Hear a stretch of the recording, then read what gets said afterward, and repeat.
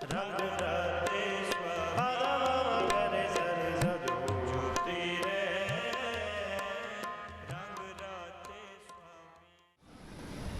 जी का खालसा वाहेगुरु जी की फतेह। वाहो वाहो बाणी निरंकार है तिस जेवड़ अवर न कोई। बाणी गुरु गुरु है बाणी बिच बाणी अमृत सारे। गुरबाणी कहे सेवक जन मानै प्रतख गुरु निस्तारे। जुगा जुगा टल चौह तख्ते मालक हाजरा हजूर गुरु ग्रंथ साहिब महाराज की हजूरी विच बैठी जुड़ बैठी साध संगत जी गज के फतेह बुलाओ जी। वाहेगुरु जी का खालसा वाहेगुरु जी की फतेह। दास नूं 2-3 मिनट ਲਈ ही हुक्म होया है तो मैं सिर्फ हाज़री ही लवानी है। गुरु ग्रंथ साहिब जी महाराज दी जदों संपादना गुरु अर्जन देव जी महाराज ने की, उस संपादना के बाद गुरु अर्जन देव जी महाराज ने फरमाया कि मैं ये एक थाल जड़ा है ये इतिहात्मिक थाल जड़ा गुरु ग्रंथ साहिब के रूप में तुहानू पेश किया है। अते इस थाल विच की है सत संतोख विचारो ते नाल ही नाम सिमरन जड़ा है वो दर्ज किया है। भाव कि उच्चा आचरण अत्यात्मिक सुख ते नाल ही नाम बाणी का सिमरन जड़ा है वो इस विच दिता है। तो गुरु साहब ने असी बाणी पढ़ते हाँ कि थाल विच तिन वस्तु पईओ सत संतोख विचारो अमृत नाम ठाकर का पयो जिसका सब उदारो। जे को खावे जे को पूंचै तिसका होए उदारो।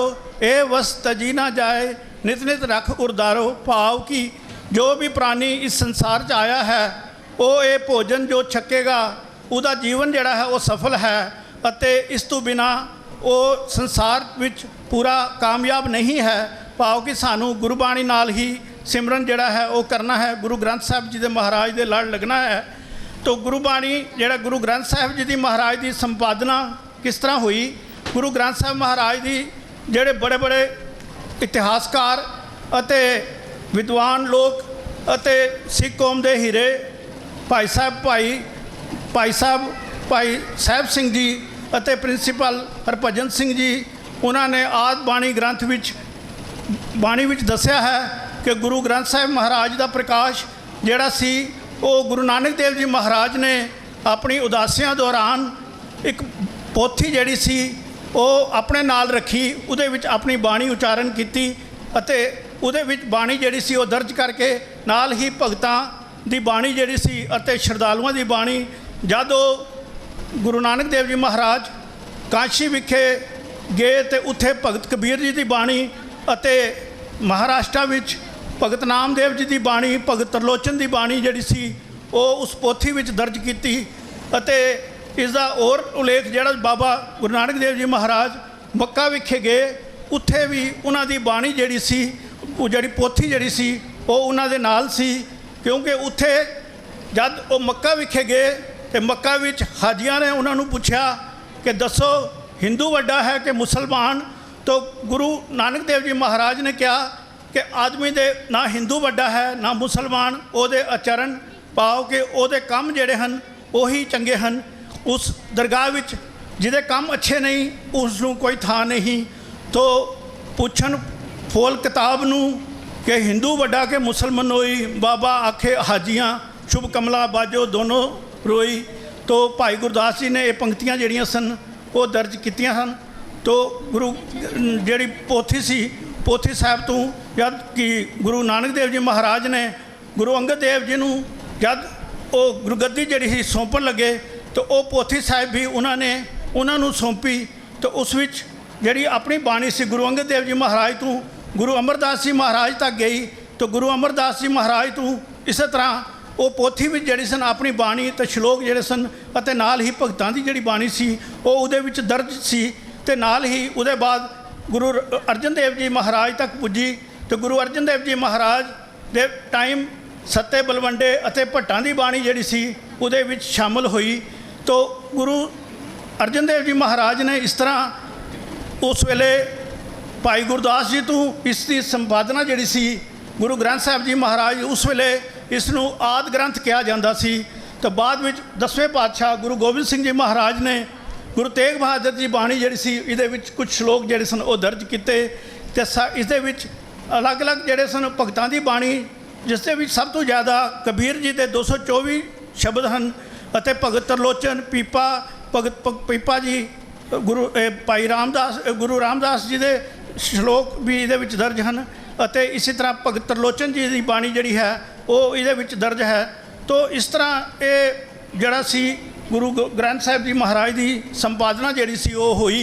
तो गुरु ग्रंथ साहिब जी की संपादना जिहड़ी सी वो होने के बाद अज प्रतੱਖ गुरु जिहड़े हैं साडे कोल गुरु ग्रंथ साहिब जी महाराज दे हैं। गुरु ग्रंथ साहिब जी महाराज नूं सानू इक्को गुरु ते आसरा रखना चाहिए है, क्योंकि आज्ञा भई अकाल की तभी चलायो पंथ सब सिखन को हुक्म है गुरु मानियो ग्रंथ। अज संसार विच अलग अलग देशों विच अमरीका देख लो, रशिया देख लो, दूसरे देशों विच जिथे कि परमार जिहड़ी है पीस की ढूंढ रहे हैं कि भाई शांति जिहड़ी है पूरे संसार विच होनी चाहिए है। इसका पूरा लेख जिहड़ा है गुरु ग्रंथ साहिब जी महाराज दे विच जिस कौम दे कोल एक गुरु ग्रंथ साहिब जी महाराज सानू बदकिस्मती है कि साडे कोल एक गुरु ग्रंथ साहिब होंदियां भी असी दूसरे निरंकारियां दूसरे डेरियां ते जाके करते हाँ। सानू इक्को आसरा इक्को ओट गुरु ग्रंथ साहिब जी महाराज की होनी चाहिए है। तो इन्हीं ही शब्दों नाल क्योंकि समय बहुत घट है कहना तो बहुत कुछ सी।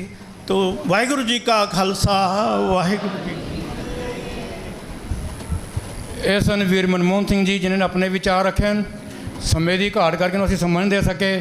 ਹੁਣ ਮੈਂ ਵੀਰ ਹਰਮੀਤ ਸਿੰਘ ਮੱਖਣਪੁਰ ਵਾਲੇ ਉਹ ਸਟੇਜ 'ਤੇ ਆਉਣਗੇ, ਆਪਣੇ ਅੱਧੇ ਘੰਟੇ ਲਈ ਆਪਣੇ ਵਿਚਾਰ ਰੱਖਣਗੇ। ਉਸ ਤੋਂ ਬਾਅਦ ਸਾਡੇ ਪਾਸ ਪਹੁੰਚ ਰਹੇ ਹਨ ਭਾਈ ਸਾਹਿਬ ਭਾਈ ਸਤਿੰਦਰਬੀਰ ਸਿੰਘ ਜੀ ਹਜ਼ੂਰੀ ਰਾਗੀ ਸ਼੍ਰੀ ਦਰਬਾਰ ਸਾਹਿਬ। ਅਸੀਂ ਉਹਨਾਂ ਨੂੰ ਵੀ ਸਰਵਣ ਕਰਨਾ। ਬਾਹਰ ਲੰਗਰ ਵੀ ਚੱਲ ਰਿਹਾ, ਛਬੀਲਾਂ ਵੀ ਚੱਲ ਰਹੀਆਂ। ਛਕ ਕੇ ਸੰਗਤ ਨੂੰ ਬੇਨਤੀ ਹੈ ਕਿ ਆ ਕੇ ਫਿਰ ਹਾਲ ਦੇ ਵਿੱਚ ਬੈਠਣਾ। ਵਾਹਿਗੁਰੂ ਜੀ ਕਾ ਖਾਲਸਾ ਵਾਹਿਗੁਰੂ ਜੀ ਕੀ ਫਤਿਹ।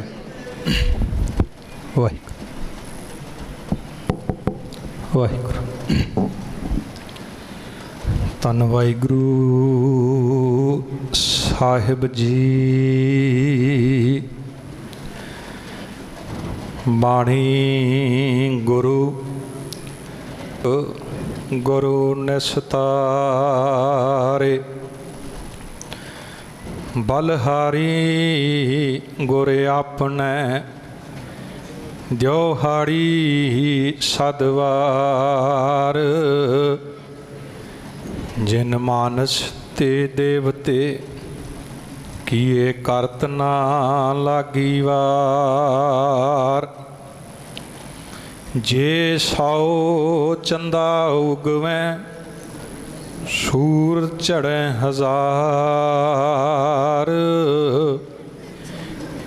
ਇਤੇ ਚਾਨਣ ਹੁੰਦਿਆਂ ਗੁਰ ਬਿਨ ਘੋਰ ਅੰਧਾਰ। ਇਤੇ ਚਾਨਣ ਹੁੰਦਿਆਂ ਗੁਰ ਬਿਨ ਘੋਰ ਅੰਧਾਰ।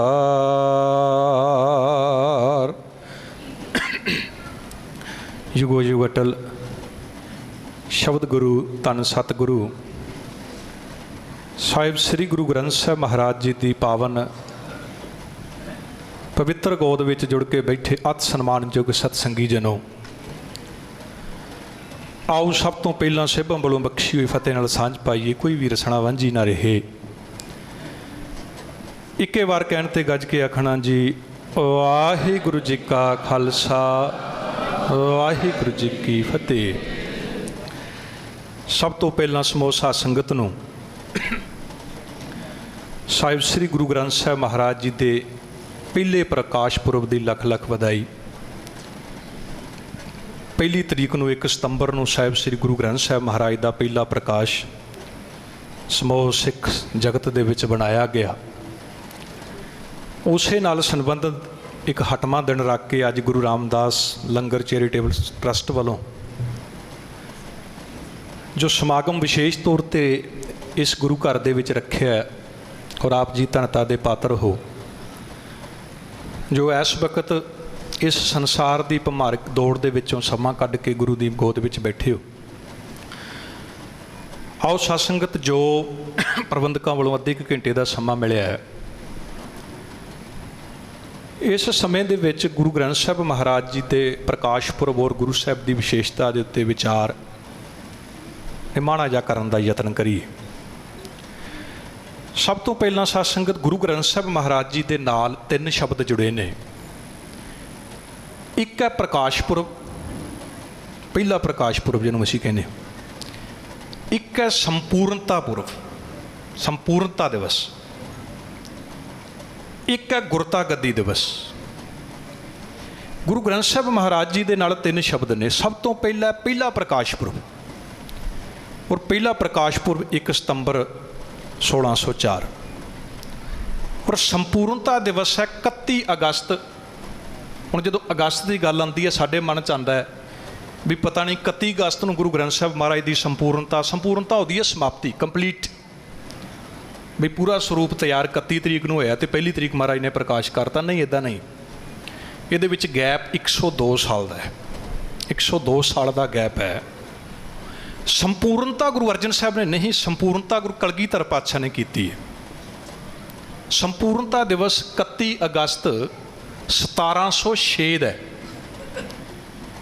ਪਹਿਲਾ ਪ੍ਰਕਾਸ਼ ਪੁਰਬ 1 ਸਤੰਬਰ 1704। ਸੰਪੂਰਨਤਾ ਦਿਵਸ 31 ਅਗਸਤ 1706, ਜਦੋਂ ਗੁਰੂ ਗੋਬਿੰਦ ਸਿੰਘ ਮਹਾਰਾਜ ਦਮਦਮਾ ਸਾਹਿਬ ਦੇ ਵਿੱਚ, ਅੱਜ ਵੀ ਗੁਰੂ ਘਰ ਦੇ ਵਿੱਚ ਉਹ ਸਥਾਨ ਬਣਿਆ ਲਿਖਣਸਰ, ਦਮਦਮਾ ਸਾਹਿਬ ਦੀ ਧਰਤੀ 'ਤੇ ਸੰਪੂਰਨਤਾ ਉੱਥੇ ਹੋਈ ਹੈ। ਔਰ ਗੁਰਤਾ ਗੱਦੀ ਨੰਦੇੜ ਦੀ ਧਰਤੀ 'ਤੇ 1708 ਭਾਈ ਪ੍ਰਹਿਲਾਦ ਸਿੰਘ ਜੀ ਦਾ ਦੋਹਰਾ ਮੇਰੇ ਤੋਂ ਪਹਿਲਾਂ ਵੀਰ ਜੀ ਪੜ੍ਹ ਕੇ ਗਏ ਨੇ। ਸਭ ਸਿੱਖਣ ਕੋ ਹੁਕਮ ਹੈ ਗੁਰੂ ਮਾਨਿਓ ਗ੍ਰੰਥ। ਇਹ ਨੰਦੇੜ ਦੀ ਧਰਤੀ 'ਤੇ 1708। 3 ਸ਼ਬਦ ਗੁਰੂ ਗ੍ਰੰਥ ਸਾਹਿਬ ਮਹਾਰਾਜ ਜੀ ਦੇ ਨਾਲ ਜੁੜਦੇ ਨੇ, ਪ੍ਰਕਾਸ਼ ਪੁਰਬ, ਸੰਪੂਰਨਤਾ ਪੁਰਬ, ਗੁਰਤਾ ਗੱਦੀ ਦਿਵਸ। ਸੋ ਅੱਜ ਅਸੀਂ ਬਣਾ ਰਹੇ ਹਾਂ ਪ੍ਰਕਾਸ਼ ਪੁਰਬ, ਪਹਿਲਾ ਪ੍ਰਕਾਸ਼ ਪੁਰਬ 1604 ਵਾਲਾ। ਔਰ ਉਸ ਗ੍ਰੰਥ ਜੇ ਤੁਸੀਂ ਦੀਦਾਰ ਕਰਨੇ ਨੇ, ਜ਼ਰੂਰ ਆਪਣੇ ਬੱਚਿਆਂ ਨੂੰ ਦਰਸ਼ਨ ਕਰਵਾ ਕੇ ਲਿਆਇਓ। ਜਿਹੜਾ ਪਹਿਲਾ ਸਰੂਪ ਹੱਥੀਂ ਭਾਈ ਗੁਰਦਾਸ ਜੀ ਨੇ ਲਿਖਿਆ ਨਾ, ਉਹ ਅੱਜ ਵੀ ਜਦੋਂ ਤੁਸੀਂ ਜਲੰਧਰ ਜਾਓ ਨਾ, ਜਲੰਧਰ ਬੰਨਿਓ ਜਦੋਂ ਤੁਸੀਂ ਅੰਮ੍ਰਿਤਸਰ ਨੂੰ ਜਾਓ, ਜਲੰਧਰ ਔਰ ਅੰਮ੍ਰਿਤਸਰ ਦੇ ਵਿੱਚ ਇਲਾਕਾ ਕਰਤਾਰਪੁਰ, ਉਹ ਪਹਿਲਾ ਸਰੂਪ ਜਿਹੜਾ ਭਾਈ ਗੁਰਦਾਸ ਜੀ ਨੇ ਲਿਖਿਆ, ਗੁਰੂ ਅਰਜਨ ਸਾਹਿਬ ਮਹਾਰਾਜ ਨੇ ਲਿਖਾਇਆ, ਉਹ ਅੱਜ ਵੀ ਕਰਤਾਰਪੁਰ ਸਾਹਿਬ ਦੇ ਵਿੱਚ ਤੁਸੀਂ ਦਰਸ਼ਨ ਕਰਕੇ ਆ ਸਕਦੇ। ਉਸ ਸਰੂਪ ਦੇ ਵਿੱਚ ਗੁਰੂ ਤੇਗ ਬਹਾਦਰ ਮਹਾਰਾਜ ਦੀ ਬਾਣੀ ਨਹੀਂ ਹੈ। ਜਿਹੜਾ ਪਹਿਲਾ, ਜਿਹਦਾ ਤੁਸੀਂ ਪ੍ਰਕਾਸ਼ ਪੁਰਬ ਬਣਾ ਰਹੇ ਹੋ ਨਾ, ਉਹ ਅੱਜ ਵੀ ਕਰਤਾਰਪੁਰ ਸਾਹਿਬ ਦੇ ਵਿੱਚ ਉਹ ਸਰੂਪ ਮੌਜੂਦ ਹੈ।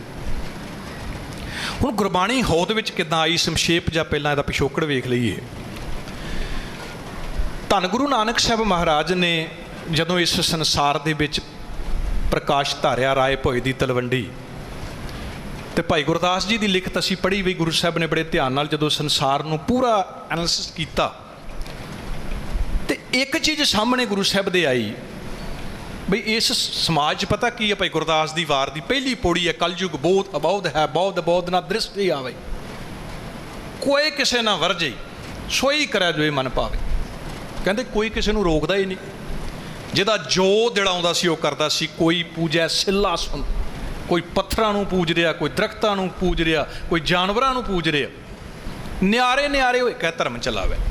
ਸਾਰਿਆਂ ਨੇ ਆਪੋ ਆਪਣੇ, ਇੱਥੋਂ ਤੱਕ ਲਾਲਾ ਦੌਲਤ ਲਾਲ ਆਰਿਆ ਨੇ ਲਿਖਿਆ ਹੈ, ਉਹ ਕਹਿੰਦਾ ਜੇ ਘਰ 'ਚ 6 ਬੰਦੇ ਸੀ ਨਾ, 6, ਤੇ 6ਾਂ ਦੇ ਗੁਰੂ ਆਪਣੇ ਆਪਣੇ ਸੀ। ਕੋਈ ਦਰਖਤਾਂ ਨੂੰ ਪੂਜ ਰਿਹਾ, ਕੋਈ ਪੱਥਰਾਂ ਨੂੰ ਪੂਜ ਰਿਹਾ, 6 ਆਪੋ ਆਪਣੇ ਸੀ। ਤੇ ਧੰਨ ਗੁਰੂ ਨਾਨਕ ਸਾਹਿਬ ਮਹਾਰਾਜ ਨੇ ਵੇਖਿਆ ਵੀ ਸੰਸਾਰ ਸਾਰਾ ਆਪੋ ਧਾਪੀ 'ਚ ਪਿਆ ਹੈ, ਤੇ ਜਦੋਂ ਤੱਕ ਸਮਾਜ ਇੱਕ ਸੂਤਰ ਦੇ ਵਿੱਚ ਇੱਕ ਗੁਰੂ ਦੇ ਲੜ ਨਹੀਂ ਲੱਗ ਸਕਦਾ, ਗੱਲ ਸਿਰੇ ਚੜ੍ਹਨ ਵਾਲੀ ਨਹੀਂ ਹੈ। ਤੇ ਗੁਰੂ ਨਾਨਕ ਸਾਹਿਬ ਨੇ ਉਸ ਵਕਤ ਜਦੋਂ ਧਿਆਨ ਨਾਲ ਸੰਸਾਰ ਤੇ ਵੇਖਿਆ, ਤੇ ਇੱਕ ਚੀਜ਼ ਸਾਹਮਣੇ ਆਈ। ਭਾਈ ਗੁਰਦਾਸ ਜੀ ਲਿਖਦੇ, ਕਹਿੰਦੇ ਗੁਰੂ ਨਾਨਕ ਸਾਹਿਬ ਨੇ ਫੈਸਲਾ ਕੀਤਾ ਵੀ ਜੇ ਅੱਜ ਸਮਾਜ ਨੂੰ ਤੁਸੀਂ ਬਚਾਉਣਾ ਹੈ, ਤੇ ਇਹਨੂੰ ਬਚਾਉਣ ਲਈ ਕਿਸੇ ਸੰਤ ਦੀ ਲੋੜ ਹੈ। ਕਿਸੇ ਸੰਤ ਤੋਂ ਬਗੈਰ ਸਮਾਜ ਨਹੀਂ ਬਚ ਸਕਦਾ, ਕਿਸੇ ਸਾਧ ਤੋਂ ਬਗੈਰ ਸਮਾਜ ਨਹੀਂ ਬਚ ਸਕਦਾ।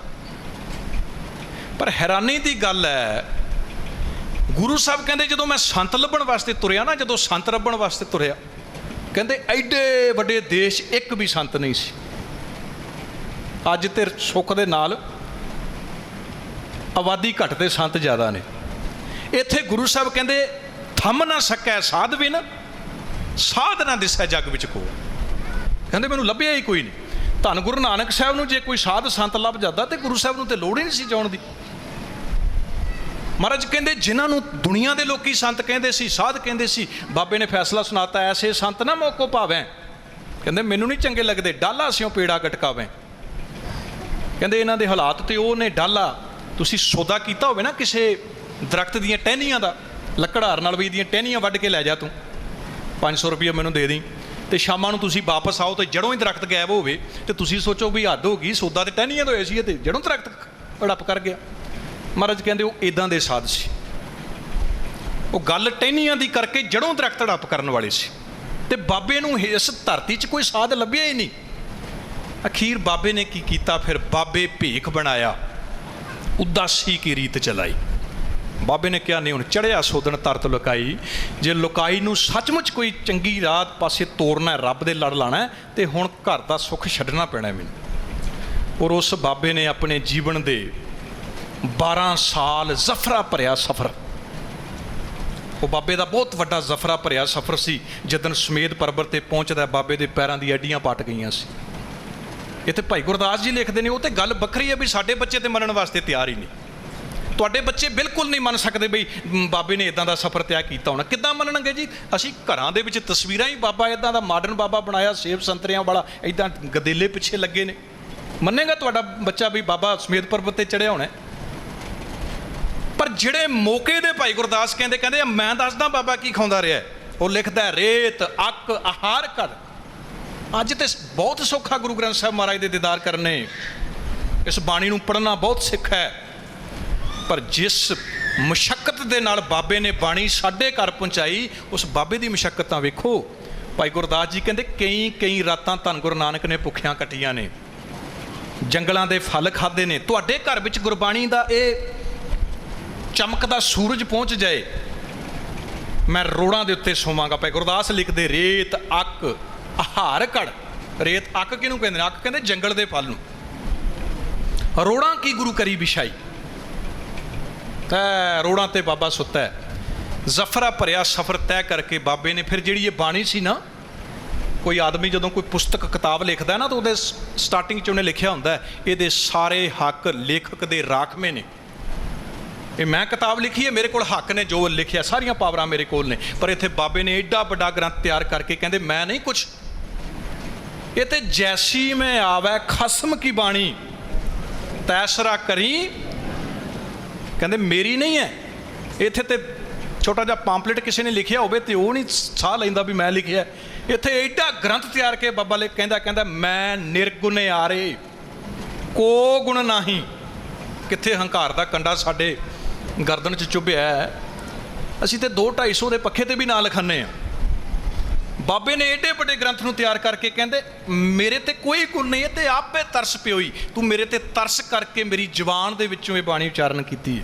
ਹਰ ਕਰਤਾ ਆਪ ਮੂੰਹ ਕਢਾਏ। ਜਿੱਥੇ ਬਾਬੇ ਨੇ ਆਪਣੀ ਬਾਣੀ ਉਚਾਰਨ ਕੀਤੀ, ਉੱਥੇ ਦੁਨੀਆ ਦੇ ਉਹ ਭਗਤ, ਉਹ ਭੱਟ ਸਾਹਿਬਾਨ,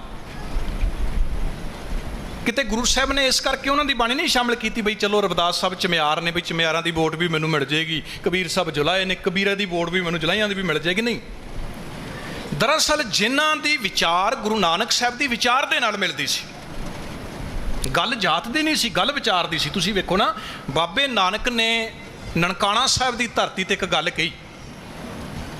ਜਿੱਦਣ ਪੰਡਤ ਹਰਦਿਆਲ ਧਾਗਾ ਪਾਉਣ ਲੱਗਾ ਤੇ ਬਾਬੇ ਨੇ ਇੱਕ ਗੱਲ ਕਹਿਤੀ, ਦਿਆ ਕਪਾਹ ਸੰਤੋਖ ਸੂਤ ਜੱਤ ਗੰਢੀ ਸੱਤ ਵੱਟ। ਕਹਿੰਦੇ ਮੈਂ ਨਹੀਂ ਪਾਉਂਦਾ। ਇਹ ਗੱਲ ਕਿੱਥੇ ਕਹੀ ਬਾਬੇ ਨੇ? ਕਰਤਾਰ ਆਵਾਈ ਗੁਰੂ ਨਨਕਾਣਾ ਸਾਹਿਬ ਦੀ ਧਰਤੀ ਤੇ। ਔਰ ਜਿੱਦਣ ਬਾਬਾ ਨਾਨਕ ਬਨਾਰਸ ਦੀ ਧਰਤੀ ਤੇ ਪਹੁੰਚਦੇ ਨੇ, ਕਬੀਰ ਸਾਹਿਬ ਨਾਲ ਮੁਲਾਕਾਤ ਹੁੰਦੀ ਹੈ। ਅੱਗੋਂ ਕਬੀਰ ਸਾਹਿਬ ਬਨਾਰਸ ਦੀ ਧਰਤੀ ਦੇ ਵਿੱਚ ਉਹੀ ਗੱਲ ਕਹਿ ਰਹੇ ਨੇ। ਕਹਿੰਦੇ ਨੇ ਹਮ ਕਰ ਸੂਤ ਤਨੈ ਨਿਤ ਤਾਨਾ ਕੰਠ ਜਨੇਊ ਤੁਮਾਰੇ। ਕਹਿੰਦੇ ਕਿਹੜੇ ਧਾਗਿਆਂ ਦੇ ਨਾਲ ਧਰਮੀ ਬਣ ਰਿਹਾ ਵਾ, ਕਿਹੜੇ ਧਾਗੇ ਪਾ ਕੇ ਦੁਨੀਆ ਉਹ ਗੱਲ ਵੱਖਰੀ ਹੈ। ਅੱਜ ਤੇ ਅੱਧ ਤੋਂ ਜ਼ਿਆਦਾ ਸਿੱਖ ਕੌਮ ਧਾਗਿਆਂ 'ਚ ਜਕੜਤੀ ਸਾਡੇ ਅੱਜ ਦੇ ਬਾਬਿਆਂ ਨੇ, ਅੱਧ ਤੋਂ ਜ਼ਿਆਦਾ ਕੌਮ ਧਾਗਿਆਂ ਤੇ ਜਕੜਤੀ। ਇੱਥੇ ਬਾਬੇ ਨਾਨਕ ਨੇ ਘਰੋਂ ਤੁਰਦਿਆਂ ਧਾਗਿਆਂ ਤੇ ਵਿਰੋਧ ਕੀਤਾ ਤੇ ਕਬੀਰ ਸਾਹਿਬ ਕੋਲ ਪਹੁੰਚੇ। ਕਹਿੰਦੇ ਕਬੀਰ ਸਾਹਿਬ ਤੁਹਾਡੀ ਤੇ ਮੇਰੀ ਵਿਚਾਰ ਇੱਕ ਹੈ, ਜਿਸ ਧਾਗੇ ਦਾ ਖੰਡਨ ਤੁਸੀਂ ਬਨਾਰਸ ਦੀ ਧਰਤੀ ਤੇ ਕਰਦੇ ਹੋ, ਇਹਦੀ ਤੇ ਛਿੱਤਰ ਪਰੇਡ ਮੈਂ ਨਨਕਾਣਾ ਸਾਹਿਬ ਦੀ ਧਰਤੀ ਤੇ ਕਰਕੇ ਆਇਆ। ਸਾਡੇ ਦੋਵਾਂ ਦੀ ਵਿਚਾਰ ਮਿਲਦੀ ਹੈ। ਮੈਂ ਇਸ ਕਰਕੇ ਤੁਹਾਡੀ ਬਾਣੀ ਨੂੰ ਗੁਰੂ ਗ੍ਰੰਥ ਸਾਹਿਬ ਬਾਬੇ ਨੇ ਇਸੇ ਕਰਕੇ ਸ਼ਾਮਿਲ ਕੀਤੀ ਹੈ। ਰਵਿਦਾਸ ਸਾਹਿਬ ਮੈਂ ਤੁਹਾਡੀ ਬਾਣੀ ਇਸ ਕਰਕੇ ਲੈ ਚੱਲਿਆ ਇੱਥੇ ਦੁਨੀਆ ਦੇ ਲੋਕੀ ਜਿਹੜਾ ਧਰਮ ਦਾ ਲਿਬਾਸ ਪਾ ਲੈਂਦਾ ਉਹ ਫਿਰ ਸਾਰੀ ਜ਼ਿੰਦਗੀ ਪਾਣੀ ਵੀ ਆਪਣੀ ਚੁੱਕ ਕੇ ਪੀਂਦਾ, ਉਹਦੇ ਬਸ ਵੀ ਰੱਖੇਗਾ ਸੰਤਰੀ। ਮੈਂ ਇਸ ਕਰਕੇ ਤੁਹਾਡੀ ਬਾਣੀ ਸ਼ਾਮਲ ਕਰਦਾ ਕਿਉਂਕਿ ਮੈਂ 11 ਸਾਲ ਦੀ ਉਮਰ 'ਚ ਮੱਝਾਂ ਚਾਰੀਆਂ। ਮੈਨੂੰ ਪਤਾ ਜਿੱਦਣ ਘਰ 'ਚ ਕਿਸੇ ਦੀ ਮੱਝ ਗਾਂ ਮਰ ਜੇ ਤੇ 2 3 4 ਘੰਟੇ ਕਿਤੇ ਨੂੰ ਚੁੱਕਣ ਵਾਲਾ ਚਮਿਆਰ ਲੇਟ ਹੋ ਜਾਏ, ਉਹ ਘਰ ਦੇ ਵਿੱਚ ਕਿੰਨੀ ਗੰਦਗੀ ਫੈਲਦੀ ਹੈ। ਮੈਂ ਮੱਝਾਂ ਚਾਰੀਆਂ, ਤੁਸੀਂ ਮਰੀਆਂ ਮੱਝਾਂ ਢੋਈਆਂ ਨੇ, ਤੁਸੀਂ ਉਹਨਾਂ ਦੀ ਖੱਲ ਲਾ ਲਾ ਕੇ ਜੋੜੇ ਬਣਾਏ ਨੇ। ਮੈਂ ਤੁਹਾਡੇ ਕਿਰਤ ਦੀ ਕਦਰ ਕਰਦਾ। ਮੈਂ ਇਸ ਕਰਕੇ ਰਵਿਦਾਸ ਸਾਹਿਬ ਦੀ ਬਾਣੀ ਗੁਰੂ ਗ੍ਰੰਥ ਸਾਹਿਬ 'ਚ ਸ਼ਾਮਲ ਕਰਦਾ। ਮੈਨੂੰ ਬੌੜ ਨਹੀਂ ਸੀ ਚਾਹੀਦੀ ਰਵਿਦਾਸੀਆਂ ਦੀ, ਵਾਹਿਗੁਰੂ ਸਮਿਆਰਾਂ ਦੀ। ਇੱਥੇ ਤੇ ਬਾਬੇ ਨੇ ਅਹਿਮੀਅਤ ਗੁਣਾਂ ਨੂੰ ਦਿੱਤੀ ਹੈ। ਔਰ ਉਹ ਨਾਮਦੇਵ ਹਿੰਗੋਲੀ ਦੇ ਮੰਦਿਰ 'ਚ ਤੁਹਾਡੇ ਕੋਲ ਬਾਣੀ 'ਚ ਸ਼ਬਦ ਹੈ, ਹਸਤ ਖਿਲਤ ਤੁਰ ਦਰੇ ਆਇਆ, ਭਗਤ ਕਰਤ ਨਾਮਾ ਪਕੜ ਉਠਾਇਆ। ਨਾਮਦੇਵ ਮੰਦਿਰ ਦੇ ਵਿੱਚ ਜਾਂਦਾ ਹੈ, ਕੰਨੋਂ ਫੜ ਕੇ ਉਹਨੂੰ ਬਾਹਰ ਘਸੀਟ ਕੇ ਕੱਢ ਦਿੰਦੇ ਜਾਂਦਾ, ਕਹਿੰਦੇ ਤੇਰੀ ਜਾਤ ਛੋਟੀ, ਤੈਨੂੰ ਨਹੀਂ ਮੰਦਿਰ 'ਚ ਵੜਨ ਦਿਆਂਗੇ। ਔਰ ਬਾਬੇ ਰਵਿਦਾਸ ਸਾਹਿਬ ਤੇ ਮੰਦਿਰ ਦੇ ਪਿੱਛੇ ਚਲਾ ਗਿਆ, ਲੈ ਕਮਲੀ ਚਲਿਓ ਪਲਟਾਏ ਉਹਰਾ ਪਾਸਾ ਬੈਠਾ ਜਾਏ। ਪਰ ਬਾਬੇ ਨਾਨਕ ਨੇ ਇੱਕ ਗੱਲ ਕਹੀ, ਕਹਿੰਦੇ ਰਵਿਦਾਸ ਅੱਜ ਦੁਨੀਆ ਦੇ ਲੋਕਾਂ ਨੇ ਤੈਨੂੰ ਇਸ ਮੰਦਿਰ 'ਚੋਂ ਉਠਾਇਆ, ਮੇਰਾ ਤੇਰੇ ਨਾਲ ਵਾਅਦਾ, ਮੈਂ ਤੈਨੂੰ ਹਰਿਮੰਦਰ ਦੇ ਵਿੱਚ ਲਿਆ ਕੇ ਬਿਠਾਵਾਂਗਾ। ਮੈਂ ਹਰਿਮੰਦਰ 'ਚ ਬਿਠਾਵਾਂਗਾ। ਜਿਹੜੇ ਦੁਨੀਆ ਦੇ ਉੱਚੇ ਉੱਚੇ ਆਪਣੇ ਆਪ ਨੂੰ ਬ੍ਰਾਹਮਣ ਕਹਾਉਂਦੇ ਨੇ ਨਾ, ਇਹਨਾਂ ਨੂੰ ਮੈਂ ਅੰਦਰ ਵੜਨ ਤੋਂ ਪਹਿਲਾਂ ਤੇਰੇ ਸਾਹਮਣੇ ਮੱਥਾ ਟਿਕਵਾ ਦਿਆਂਗਾ। ਮੈਂ ਇਸ ਕਰਕੇ ਤੈਨੂੰ ਸ਼ਾਮਲ ਕਰਦਾ। ਮੇਰੇ ਸਤਿਗੁਰੂ ਨੇ ਰਵਿਦਾਸ ਸਾਹਿਬ ਦੀ ਵੀ ਬਾਣੀ ਇਕੱਠੀ ਕੀਤੀ, ਦੁਨੀਆ ਦੇ ਸਾਰੇ ਭਗਤ ਭੱਟ ਸਾਹਿਬਾਨਾਂ ਦੀ ਬਾਣੀ ਇਕੱਠੀ ਕਰਕੇ। ਗੁਰੂ ਅੰਗਦ ਸਾਹਿਬ ਮਹਾਰਾਜ ਜਦੋਂ ਥਾਪਿਆ ਲਹਿਣਾ ਜਿਉਂਦੇ, ਗੁਰਿਆਈ ਸਿਰ ਛਤਰ ਫਿਰਾਇਆ, ਉਦਣ ਭਾਈ ਲਹਿਣਾ ਜੀ ਨੂੰ ਉਹ ਗੁਰਿਆਈ ਗੱਦੀ ਦੇ ਦਿੱਤੀ। ਔਰ ਜਦੋਂ ਗੱਦੀ ਦਿੱਤੀ ਤੇ ਗੱਦੀ ਦੇ ਵਿੱਚ ਕੀ ਦਿੱਤਾ? ਪੋਥੀ ਪਰਮੇਸ਼ਵਰ ਕਾ ਥਾਨ, ਉਹ ਸਾਰੀ ਦੀ ਸਾਰੀ ਬਾਣੀ ਦੇ ਦਿੱਤੀ। ਇੱਦਾਂ ਕਰਦੇ ਕਰਦੇ ਗੁਰੂ ਅਮਰਦਾਸ, ਗੁਰੂ ਰਾਮਦਾਸ। ਹੁਣ ਜਦੋਂ ਗੁਰੂ ਅਰਜਨ ਸਾਹਿਬ ਮਹਾਰਾਜ ਕੋਲ ਬਾਣੀ ਪਹੁੰਚੀ ਤੇ ਕੁਦਰਤੀ ਗੱਲ ਹੈ ਵੀ ਜਿਹੜੀ ਚੀਜ਼ ਦੀ ਜਿੰਨੀ ਜ਼ਿਆਦਾ ਕੀਮਤ ਉਨੀ ਡੁਪਲੀਕੇਸੀ ਜ਼ਿਆਦਾ। ਆ ਦੇਖੋ ਨਾ, ਸਭ ਤੋਂ ਡਾਇਮੰਡ ਬੜਾ ਕੀਮਤੀ ਹੈ, ਹੀਰਾ। ਤੇ ਸਾਡੇ ਬੱਚਿਆਂ ਦੇ ਤੇ ਆ ਸ਼ਰਟ ਦੇ ਨਾਲ ਵੀ ਮੋਤੀ ਲੱਗੇ ਹੋਏ ਨੇ, ਹੀਰੇ ਉਹਨਾਂ ਦੇ ਸ਼ਰਟ ਨਾਲ ਵੀ ਲੱਗੇ ਹੋਏ ਨੇ, ਉਹ ਡੁਪਲੀਕੇਟ ਹੈ। ਗੋਲਡ ਬੜਾ ਕੀਮਤੀ ਹੈ, ਸਾਡੇ ਘਰ 'ਚ ਅੱਧ ਤੋਂ ਜ਼ਿਆਦਾ ਆ ਚੂੜੀਆਂ ਚਾੜੀਆਂ ਡੁਪਲੀਕੇਟ। ਪਰ ਅੱਜ ਤੱਕ ਸੋਨੇ ਦਾ ਡੁਪਲੀਕੇਟ ਨਹੀਂ ਹੈ। ਕੜਾ ਵਾਹਿਗੁਰੂ ਲੋਹੇ ਦਾ ਕੜਾ, ਲੋਹੇ ਦਾ ਹੈ। ਤੁਸੀਂ ਵੇਖਿਆ ਭਾਈ ਕਿਤੇ ਜਦੋਂ ਅਸੀਂ ਕੜਾ ਖਰੀਦਦੇ ਹਾਂ ਕਹਿੰਦੇ ਹਾਂ ਵੀ ਡੁਪਲੀਕੇਟ ਹੈਗਾ, ਸਾਨੂੰ ਪਤਾ ਵੀ ਜਿਹੜਾ ਹੈ ਹੀ ਲੋਹੇ ਦਾ, ਇਹਦਾ ਡੁਪਲੀਕੇਟ ਕੀ ਹੈ। ਡੁਪਲੀਕੇਟ ਚੀਜ਼ ਉਹਦੀ ਤਿਆਰ ਹੁੰਦੀ ਹੈ ਜਿਹਦੀ ਕੀਮਤ ਹੋਵੇ, ਜਿਹਦੀ ਅਸਲ ਦੀ ਕੀਮਤ ਦੀ ਉਹਦੀ ਨਕਲ ਨਹੀਂ ਹੁੰਦੀ। ਗੁਰੂ ਗ੍ਰੰਥ ਸਾਹਿਬ ਉਹ ਖਜ਼ਾਨਾ ਸੀ, ਹੁਣ ਇਹਦੀ ਨਕਲ ਤਿਆਰ ਹੋਣਾ ਸ਼ੁਰੂ ਹੋ ਗਈ। ਉਹ ਨਕਲ ਕਿਸੇ ਬਾਹਰਲੇ ਨੇ ਤਿਆਰ ਨਹੀਂ ਸੀ ਕੀਤੀ, ਸਕੇ ਭਰਾ ਨੇ, ਪ੍ਰੀਤੀ ਚੰਦ ਸਗਾ ਭਰਾ ਸੀ ਗੁਰੂ ਅਰਜਨ ਸਾਹਿਬ। ਐਸੀ ਨਕਲ ਤਿਆਰ ਕੀਤੀ, ਅੱਜ ਤੱਕ ਸਾਡੇ ਸਮਾਜ 'ਚੋਂ ਨਹੀਂ ਨਿਕਲ ਸਕੀ। ਅੱਜ ਤੱਕ 90% ਸਾਡੇ ਟਰੱਕਾਂ 'ਚ ਲਿਖਿਆ ਹੁੰਦਾ ਨਾ, ਨਾਮ ਖੁਮਾਰੀ ਨਾਨਕਾ ਚੜੀ ਰਿਹਾ ਦਿਨ ਰਾਤ। ਕਿੱਥੇ ਗੁਰੂ ਗ੍ਰੰਥ ਸਾਹਿਬ? ਇਹ ਉਹਨੇ ਲਿਖਿਆ ਸੀ, ਨਾਨਕ ਨੀਵਾਂ ਜੋ ਚੱਲਿਆ। ਇੱਥੇ ਤੇ ਉਹ ਪ੍ਰਭਾਤ ਫੇਰੀਆਂ 'ਚ ਪੜਿਆ ਜਾਂਦਾ, ਲੱਗਾ ਨਾ ਤੱਤੀ ਵਾਹ। ਇਹ ਸਾਰਾ ਉਹਨੇ ਇੱਕ ਗ੍ਰੰਥ ਤਿਆਰ ਕੀਤਾ ਸੀ। ਤੇ ਜਦੋਂ ਗੁਰੂ ਪਾਤਸ਼ਾਹ ਨੂੰ ਪਤਾ ਲੱਗਾ, ਮਹਾਰਾਜ ਕਹਿੰਦੇ ਧਰੋ ਹੈ ਇਹ, ਤੇ ਕਾਲਪੁਰਖ ਦੀ ਬਾਣੀ, ਇਹਦੇ ਨਾਲ ਧਰੋ ਨਹੀਂ ਕਮਾਇਆ ਜਾ ਸਕਦਾ। ਗੁਰੂ ਗ੍ਰੰਥ ਸਾਹਿਬ ਦਾ ਸਤਿਕਾਰ ਬਰਕਰਾਰ ਰੱਖਣ ਲਈ ਮਹਾਰਾਜ ਨੇ ਅੱਜ ਵੀ ਜਿੱਥੇ ਬਾਬਾ ਦੀਪ ਸਿੰਘ ਦਾ ਸ਼ਹੀਦੀ ਯਾਦਗਾਰ ਗੁਰੂ ਘਰ ਬਣਿਆ ਨਾ, ਇਹਦੇ ਲਾਗੇ ਬੰਨੇ ਗੁਰਦੁਆਰਾ ਸਾਹਿਬ ਹੈ। ਅੱਜ ਸ੍ਰੀ ਗੁਰੂ ਗ੍ਰੰਥ ਸਾਹਿਬ ਭਵਨ ਨਾਮ ਹੈ ਸ਼ਾਇਦ ਉਹਦਾ, ਰਮਦਾਸ। ਇੱਥੇ ਅੱਜ ਵੀ ਉਹ ਸਰੋਵਰ ਹੈ ਤੇ ਉਹ ਬੇਰੀ ਅੱਜ ਵੀ ਹੈ, ਜਿਸ ਬੇਰੀ ਦੇ ਥੱਲੇ ਬੈਠ ਕੇ ਭਾਈ ਗੁਰਦਾਸ ਜੀ ਪਾਸੋਂ ਗੁਰੂ ਸਾਹਿਬ ਨੇ ਬਾਣੀ ਲਿਖਵਾਣੀ ਸ਼ੁਰੂ ਕੀਤੀ। ਔਰ ਇਹ ਜਦੋਂ ਸਰੂਪ ਤਿਆਰ ਹੁੰਦਾ ਹੈ, ਇੱਕ ਪਾਸੇ ਸਰੂਪ ਤਿਆਰ ਹੋ ਰਿਹਾ, ਦੂਜੇ ਪਾਸੇ ਹਰਿਮੰਦਰ ਸਾਹਿਬ ਜਿਹੜੀ ਉਹ ਇਮਾਰਤ ਤਿਆਰ ਹੋ ਰਹੀ। ਜਦੋਂ ਇਮਾਰਤ ਤਿਆਰ ਹੋ ਗਈ ਤੇ ਗੁਰੂ ਪਾਤਸ਼ਾਹ ਨੇ ਇਹਦਾ ਪ੍ਰਕਾਸ਼ 1 ਅਗਸਤ ਸਤੰਬਰ 1604 ਕੌਮ ਦੇ ਸਭ ਤੋਂ ਵੱਡੀ ਉਮਰ ਦੇ ਬਜ਼ੁਰਗ ਬਾਬਾ ਬੁੱਢਾ ਜੀ ਦੇ ਸੀਸ ਦੇ ਉੱਤੇ ਗੁਰੂ ਗ੍ਰੰਥ ਸਾਹਿਬ ਮਹਾਰਾਜ ਦਾ ਸਰੂਪ ਰੱਖ ਕੇ ਇਹਨਾਂ ਦਾ ਪਹਿਲਾ ਪ੍ਰਕਾਸ਼ ਕਰਤਾ। ਅਸੀਂ ਬੜੀ ਵਾਰ ਸੁਣਿਆ, ਇਤਿਹਾਸ ਦੇ ਵਿੱਚੋਂ ਵੀ ਪੜ੍ਹਿਆ ਕਿ ਪਹਿਲਾ ਹੁਕਮਨਾਮਾ ਸੰਤਾਂ ਕੇ ਕਾਰਜ ਆਪ ਖਲੋਆ ਹੈ। ਹੁਣ ਸਤਸੰਗਤ ਉਸ ਤੋਂ ਬਾਅਦ ਮੇਰੇ ਸਤਿਗੁਰੂ ਸੱਚੇ ਪਾਤਸ਼ਾਹ ਨੇ ਇੱਕ ਗੁਰੂ ਅਰਜਨ ਸਾਹਿਬ ਨੇ ਹਦਾਇਤ ਦਿੱਤੀ, ਗੋੜੀ ਗੁਆਰੜੀ ਰਾਗ ਦੇ ਵਿੱਚ ਸ਼ਬਦ ਹੈ ਕਿ ਜਦੋਂ ਦੁਨੀਆ ਦੇ ਵਿੱਚ ਕੋਈ ਆਮ ਬਾਪ ਜਿਹਦੇ ਕੋਲ ਕੁਛ ਨਹੀਂ, ਜਦੋਂ ਉਹਦੀ ਮੌਤ ਹੁੰਦੀ ਹੈ ਨਾ, ਉਹਨੇ ਵੀ ਕੁਛ ਨਾ ਕੁਛ ਆਪਣੇ ਬੱਚਿਆਂ ਵਾਸਤੇ ਰੱਖਿਆ ਹੁੰਦਾ ਬਚਾ ਕੇ, ਵੀ ਚਲੋ ਆ ਕੋਠਾ ਹੀ ਵੰਡ ਲਓ 4 ਭਰਾ। ਤੇ ਮੈਂ ਅੱਜ ਤੁਹਾਨੂੰ ਉਹ ਚੀਜ਼ ਦੇ ਚੱਲਿਆ ਜਿਸ ਚੀਜ਼ ਨੂੰ ਇਕੱਤਰ ਕਰਨ ਵਾਸਤੇ ਸਾਡੇ ਬਜ਼ੁਰਗਾਂ ਨੇ ਬਹੁਤ ਘਾਲਣਾ ਘਾਲੀਆਂ ਨੇ।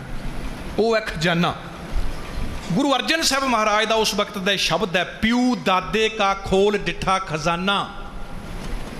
ਸਿੱਖੋ, ਤੁਹਾਡੇ ਵਾਲੇ ਉਹ ਖਜ਼ਾਨਾ ਕਰ ਚੱਲੇ ਆ। ਦੁਨੀਆ ਦਾ ਬਾਪ ਕਿਸੇ ਨੂੰ ਖਜ਼ਾਨਾ ਦੇਵੇ ਨਾ, ਤੇ ਜੇ ਬੱਚੇ ਕੰਮ ਨਾ ਕਰਨ ਗਾਂ ਉਹਨੂੰ ਖਰਚੀ ਜਾਣ ਤੇ ਉਹ ਘਟ ਜਾਂਦਾ, ਉਹ ਖਤਮ ਹੋ ਜਾਂਦਾ। ਪਰ ਸਾਡੇ ਬਾਪ ਨੇ ਉਹ ਖਜ਼ਾਨਾ ਦਿੱਤਾ, ਕਹਿੰਦੇ ਖਾਵੈਂ ਖਰਚੈਂ ਰਲ ਮਿਲ ਪਾਈ, ਤੋਟ ਨਾ ਆਵੈ ਵੱਧ ਹੋ ਜਾਏ। ਇਹ ਦੁਨੀਆ ਦਾ ਪਹਿਲਾ ਖਜ਼ਾਨਾ। ਜਿੰਨਾ ਖਰਚਾਂਗੇ, ਤੁਹਾਨੂੰ 15 ਬਾਣੀਆਂ ਚੇਤੇ, ਤੁਸੀਂ 20 ਕਰ ਲਓ, ਘਟਣਗੀਆਂ ਨਹੀਂ, ਉੱਥੇ ਨਹੀਂ ਘਟ ਜਾਣਗੀਆਂ ਵੀ ਇਹਨੇ 20 ਲੈ ਲਈਆਂ। ਇਹ ਦੁਨੀਆ ਦਾ ਉਹ ਖਜ਼ਾਨਾ ਹੈ। ਔਰ ਇੱਕ ਦੁਨੀਆ ਦਾ ਐਸਾ ਖਜ਼ਾਨਾ, ਤੁਹਾਡੇ ਘਰ ਚੋਰ ਆ ਜਾਏ, ਘਰ ਨੂੰ ਅੱਗ ਲੱਗ ਜੇ, ਹੜ੍ਹ ਆ ਜਾਏ, ਇਹਨੂੰ ਕੁਛ ਨਹੀਂ ਹੋ ਸਕਦਾ। ਗੁਰ ਕਾ ਬਚਨ ਵਸੈ ਜੀ ਨਾਲ ਹੈ, ਜਲ ਨਹੀਂ ਡੁੱਬੈ। ਆ ਕਸ਼ਮੀਰ 'ਚ ਫਲੱਡ ਆ ਗਿਆ ਸੀ ਨਾ, ਲੋਕਾਂ ਦੇ ਸਭ ਕੁਝ ਹੀ ਰੁੜ ਗਿਆ, ਖਜ਼ਾਨਾ ਨਹੀਂ ਰੁੜਦਾ। ਤੁਹਾਨੂੰ ਸੁਖਮਨੀ ਸਾਹਿਬ ਚੇਤੇ ਹੈ, ਤੁਹਾਡਾ ਜਿੰਨਾ ਮਰਜ਼ੀ ਹੜ੍ਹ ਆ ਜੇ ਉਹ ਥੋੜ੍ਹਾ ਰੁੜ ਜਾਏਗੀ। ਜਲ ਨਹੀਂ ਡੁੱਬੈ, ਤਸ਼ਕਰ ਨਹੀਂ ਲੇਵੈ। ਤਸ਼ਕਰ ਕਹਿੰਦੇ ਚੋਰ ਨੂੰ। ਅੱਛਾ, ਕਿਸੇ ਦੇ ਘਰ ਚੋਰੀ ਹੋਵੇ, ਉਹ ਕਹੇ ਜੀ ਬਾਕੀ ਤਾਂ ਸਭ ਕੁਝ ਗਿਆ, ਜਿਹੜੀ ਬਾਣੀ ਚੀਤੀ ਸੀ ਉਹ ਵੀ ਚਲੀ ਗਈ। ਨਹੀਂ, ਤਸ਼ਕਰ ਚੋਰ ਨਹੀਂ ਲੈ ਕੇ ਜਾ ਸਕਦਾ। ਭਾਵੇਂ ਨਾ ਸਕਾ ਜਲ, ਅੱਗ ਨਹੀਂ ਸਾੜ ਸਕਦਾ। ਗੁਰੂ ਸਾਹਿਬ ਨੇ ਉਹ ਖਜ਼ਾਨਾ ਸਾਡੇ ਹਵਾਲੇ ਕਰਕੇ ਇੱਕ ਗੱਲ ਕਹੀ, ਔਰ ਹਵਾਲੇ ਨਹੀਂ, ਪ੍ਰੈਕਟੀਕਲੀ ਕਰਕੇ ਦੱਸਿਆ ਵੀ ਸਿੱਖੋ, ਇਹਦਾ ਸਤਿਕਾਰ ਬਰਕਰਾਰ ਰੱਖਿਓ। ਦੁਨੀਆ 'ਚ ਗ੍ਰੰਥ ਬੜੇ ਜੇ, ਪਰ ਗੁਰੂ ਗ੍ਰੰਥ ਸਾਹਿਬ ਦੇ ਬਰਾਬਰ ਸਤਿਕਾਰ ਕਿਸੇ ਦਾ ਨਹੀਂ। ਔਰ ਗੁਰੂ ਸਾਹਿਬ ਨੇ ਆਪ ਸਤਿਕਾਰ ਕੀ ਕੀਤਾ, ਅੱਜ ਤੱਕ ਤੁਹਾਡੇ ਕੋਲ ਪ੍ਰੂਫ ਹੈ। ਤੁਸੀਂ ਹਰਿਮੰਦਰ ਸਾਹਿਬ ਜਾਓ ਨਾ, ਅੱਜ ਵੀ ਜਦੋਂ ਗੁਰੂ ਗ੍ਰੰਥ ਸਾਹਿਬ ਮਹਾਰਾਜ ਦਾ ਸ਼ਾਮ ਨੂੰ ਜਿੱਥੇ ਸੁਹਾਸਨ ਹੁੰਦਾ ਨਾ, ਅਕਾਲ ਤਖਤ ਸਾਹਿਬ, ਉਹ ਬੈੱਡ ਦੇ ਥੱਲੇ ਵੇਖਿਆ ਤੁਸੀਂ, ਚਿੱਟੀ ਚਾਦਰ ਵਿਛੀ ਹੈ। ਚਾਹੇ ਗਰਮੀ ਸੀ ਚਾਹੇ ਸਰਦੀ, ਜਿੱਦਣ ਗੁਰੂ ਗ੍ਰੰਥ ਸਾਹਿਬ ਦਾ ਪ੍ਰਕਾਸ਼ ਹੋਇਆ, ਉਸ ਤੋਂ ਬਾਅਦ ਗੁਰੂ ਅਰਜਨ ਸਾਹਿਬ ਭੁੰਜੇ ਸੌਂਦੇ ਰਹੇ। ਔਰ ਗੁਰੂ ਗ੍ਰੰਥ ਸਾਹਿਬ ਮਹਾਰਾਜ ਦਾ ਪ੍ਰਕਾਸ਼ ਉੱਚੇ ਥਾਂ ਤੇ ਹੁੰਦਾ ਰਿਹਾ। ਸਿੱਖੋ, ਸਤਿਕਾਰ ਹੈ। ਔਰ ਜਿਹਨੇ ਗ੍ਰੰਥ ਲਿਖਿਆ, ਭਾਈ ਗੁਰਦਾਸ ਨੇ, ਇੱਥੇ ਤੇ ਮੇਰੇ ਵਰਗੇ ਨੇ ਕਿਤਾਬ ਲਿਖੀ ਹੋਵੇ, ਪੱਬ ਧਰਤੀ ਤੇ ਨਹੀਂ ਲੱਗਦਾ। ਭਾਈ ਗੁਰਦਾਸ ਜੀ ਨੇ ਗ੍ਰੰਥ ਲਿਖ ਕੇ ਤੇ ਆਪਣੇ ਆਪ ਨੂੰ ਪਤਾ ਕੀ ਕਹਿੰਦੇ ਨੇ? ਕਹਿੰਦੇ ਹਮ ਅਪਰਾਧੀ ਗੁਨਾਹਗਾਰ ਹੋਂ ਬੇਮੁਖ ਮੰਦਾ, ਚੋਰ ਜ਼ਾਰ ਜ਼ੁਆਰ ਪਰ ਘਰ 'ਚ ਹੁੰਦਾ, ਨਿੰਦਕ ਦੁਸ਼ਟ ਅਹੰਕਾਰੀ। ਕਿੱਡੇ ਵੱਡੇ ਵਿਦਵਾਨ ਨੇ। ਕਹਿੰਦੇ ਮੈਂ ਚੋਰ ਹਾਂ, ਮੈਂ ਦੁਸ਼ਟ ਹਾਂ, ਮੈਂ ਨਿੰਦਕ ਹਾਂ। ਇੱਥੇ ਤੇ ਮੈਂ ਕਹਿੰਦਾ ਮੇਰੇ ਵਰਗਾ ਹੈ ਹੀ ਕੋਈ ਨਹੀਂ। ਉਦੋਂ ਮੇਰੇ ਗੁਰੂ ਸਾਹਿਬ ਨੇ ਕਿਹਾ ਇਹਦਾ ਸਤਿਕਾਰ ਬਰਕਰਾਰ ਰੱਖਿਓ। ਤੇ ਮਿੰਟ ਮੇਰੇ 5-7 10 ਰਹਿ ਰਹੇ ਨੇ, ਹੁਣ ਵਿਚਾਰ ਕਰੀਏ ਸਾਧ ਸੰਗਤ, ਇਹਦਾ ਸਤਿਕਾਰ ਕਿੰਨਾ ਕੁ ਬਰਕਰਾਰ ਹੈ ਅੱਜ। ਉਹ ਸਤਿਕਾਰ ਨਾ ਗਿਣਿਓ ਜਿਹੜਾ ਅੱਜ ਅਸੀਂ ਨਿੱਤ ਪੜ੍ਹਦੇ ਹਾਂ। ਕਿਤੇ ਪੰਜਾਬ ਦੀ ਧਰਤੀ ਤੇ ਕਿਤੇ ਗੁਰੂ ਗ੍ਰੰਥ ਸਾਹਿਬ ਦੇ ਅੰਗ ਜਿਹੜੇ ਨੇ ਉਹਨਾਂ ਨੂੰ ਪਾੜ ਕੇ ਰੂੜੀਆਂ 'ਚ ਸੁੱਟਿਆ ਜਾਂਦਾ ਹੈ, ਕਿਤੇ ਅੱਗ ਲਾਈ ਜਾਂਦੀ ਹੈ। ਕੋਈ ਫਰਕ ਨਹੀਂ ਪਿਆ ਉਹਦੇ ਨਾਲ।